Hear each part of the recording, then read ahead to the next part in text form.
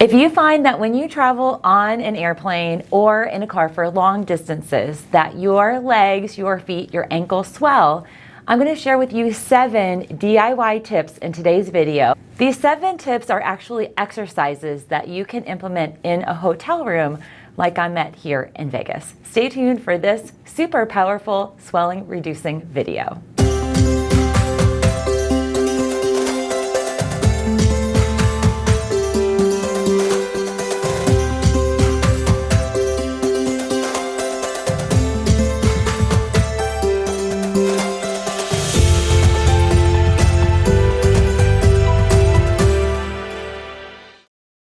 I want to welcome you to my channel. I'm Dr. Melissa Gallagher. It's so great to have you here. If you are new, I hope you will subscribe, join our wonderful natural nation here at Natural Health Resources.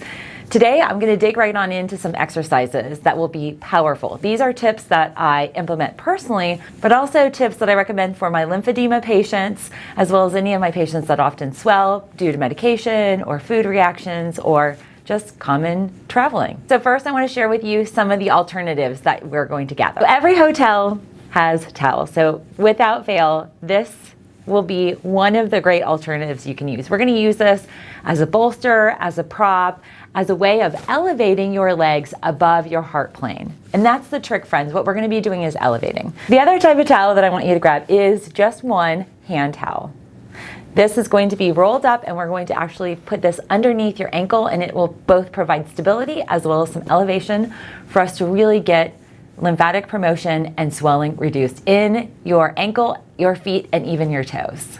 Okay, so step number 1 is ankle elevation. There are a lot of different ways to elevate the ankles. Some of you might not have the capacity, wherewithal, or even energy to get your legs really elevated. So I'm going to give you a few options. The first option is actually to use your headboard, and I'm going to move some pillows around so you can see. But basically what you want to do is elevate your legs as best as you can in a vertical standing. So you don't have to necessarily be at a 90-degree angle at your hips, but you just want to elevate. And as you're elevating, just kind of do circles with your feet, do kind of what we call ankle pumps, just pumping up and down, circle, circle, kind of spread your toes. These activities, the circling like this, and pumping and toe spreads will actually be in the majority of these exercises. So here's an alternate leg elevation.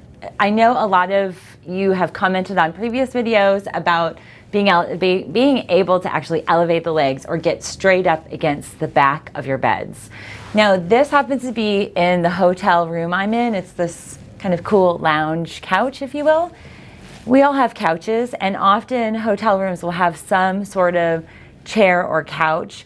If you have something like this, what you can do is do a milder version. I'm just going to use this pillow, a milder version of an elevation.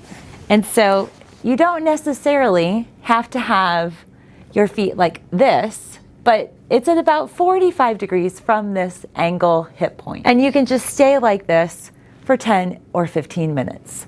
I have folks that will watch TV. This tends to be a little less engaging on the back muscles and is less pressure. So this is a really good alternative. And you can, again, do the ankle pumps, circles. You can do all of that in this position. Step number 2 is you want to grab that hand towel that I had recommended that you'll grab, and you're going to roll it a little bit. So you could roll it. There's a lot of different ways to roll. You can roll it like this. This is actually how I pack. But you can roll it like this, or if you want to fold it in half and just roll it over. It doesn't matter. You just want it to be stable, to provide stability for your ankle. So you just put it right at the kind of beginning of your ankle, the bottom of your ankle. And you want your foot hanging off of it, and then you're going to actually just lean back. And so traditionally what I would do is I would do alternate one side. So we'll start with our right. Let's get this set up for us. Okay, so this is where you're going to do ankle pumps. So you're pumping up and down. And I like to do this in a quick speed. So you've elevated your feet and all of the alterations that are comfortable for you.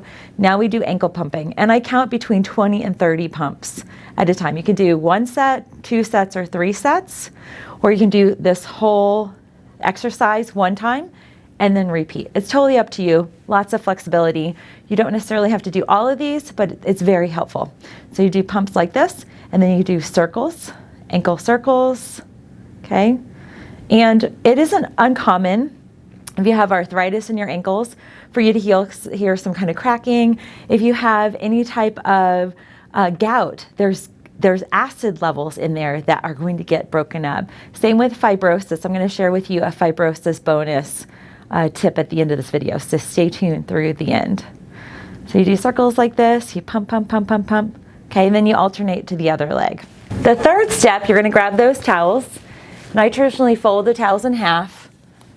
I'll take two and put them here. Now there's somewhat of an art to stability, and depending on the width of your legs, depending on your comfort level, you may want to have 4 and basically put one leg, so you kind of have stacks of them, if that makes sense. I'm for sake of this hotel room and my props here, I'm just going to use one, okay? You want to put these towels right at the beginning of your calf. So you're not going to place it right underneath your knee per se, and you're going to just lean back. And I want you to just breathe.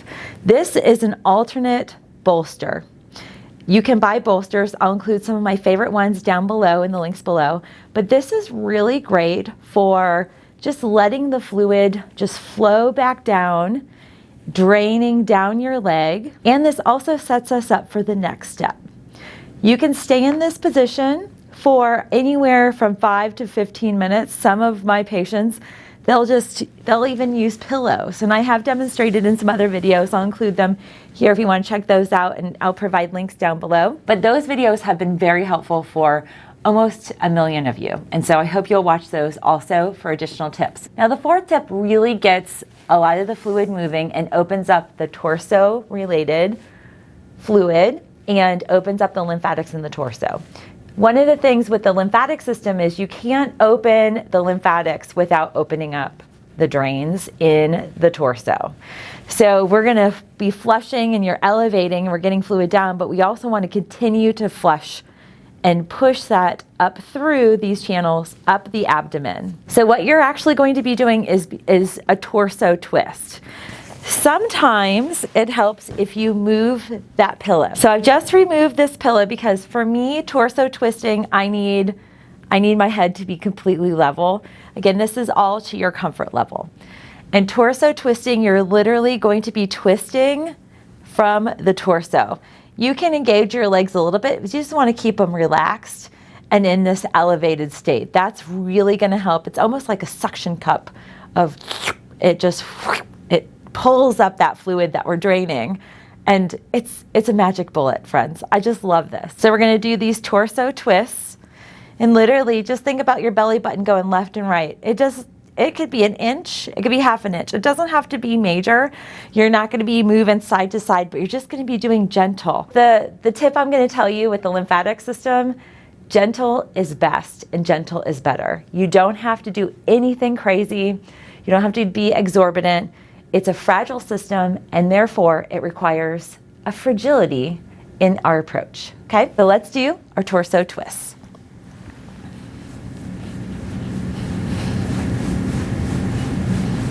And how I kind of think about it, like I love to dance and I love salsa dancing. I just kind of think like, I'm shaking my hips, I'm shaking my hips, I'm shaking my hips.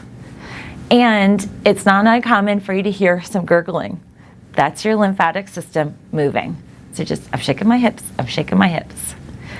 And you do that 15 to 20 times. The next step is actually you're going to be standing up. Now, it is a little counterintuitive because you're like, okay, I need to do the draining. How will me standing up help, and will the fluid go back down my leg? The answer is no. Okay, so I just want to put that out there. What we're going to be doing is ankle and foot stretches, and I'm going to be using this prop. This happens to be like a little chair. It could be a vanity chair. It could be a chair from a desk. It's probably 2.5 feet high. You can do this on the floor as well. I just like to have the elevation because it engages the lymphatics and lymph nodes. So I'm going to share with you how to do these ankle and foot stretches on this surface. Okay, so you got your foot flat, and you're just going to pump up as much as you can, and down, and then pull your toes up. So it's like go to your tippy toes, and pull up. So heel up on the tippy toes, and make sure if you can, it's hard to see, but I'm kind of spreading my toes as much as I can. So you want to try and separate your toes as you're doing this, and you want to do this 10 times, and you'll repeat each side. So the next part of this ankle foot stretch is you're going to pop your heel up and have your toes stretched kind of like this. And what I want you to do is to move from pivot, basically from your toes. So you're moving your ankle left and right. Okay, and what that's doing is that's just pushing a lot of fluid that gets stuck in between the toes, in the toes themselves.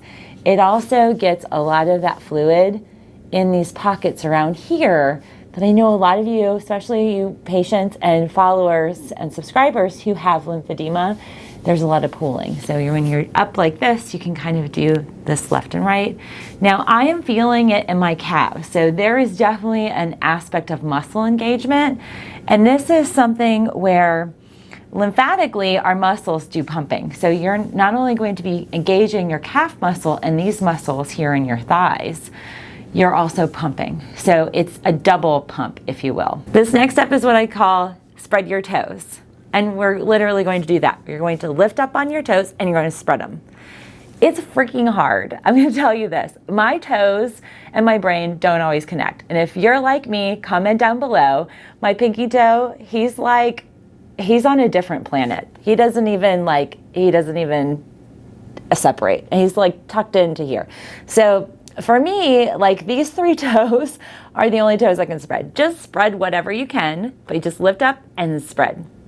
Lift up, spread. So lift up, spread. Lift up, spread. Okay? You'll do this with the other foot as well. We're almost done with our exercises, friends. Stick in here with me. I know the toe spreading seriously, it's one of my least favorite exercises, but it's so beneficial. The final is what we call toe curls. So I'm going to share with you how to do toe curls. All right, so what you're going to do first, you're going to kind of scrunch your toes in and then push out, and then you can go up and spread, or you can just curl in and then lay flat. With toe curls, I usually recommend 10 toe curls twice. So 2 sets of 10 per foot. So we're going to curl in. You basically want to keep your toes flat against the surface, and you curl them up. You kind of pull them up and then down. If you are dealing with arthritis, it might be a little bit more difficult. Just curl as much as you can as far back. These are definitely exercises that you'll find in like ballet classes, even Pilates and yoga. So there you have it, 7 unique, somewhat alternative leg and ankle swelling, feet swelling exercises that you can do in a hotel room. This particularly was meant for a lot of you who travel. I actually have one of my patients who's traveling to a conference. She's going to be gone for several days, and this will definitely help her. And many of you who do travel are in a car for an extended period of time, and you can even use these in your own home. So please let me know what you think. Are there exercises you're like, I'm not sure I'm going to do? How are you doing with the torso twists? Comment down below, let me know, and I'm going to include a playlist for other DIY lymphatic fluid swelling draining exercises that I know will impact you positively. Thanks for tuning in. Don't forget to subscribe, like this channel, and I'll see you on our next video.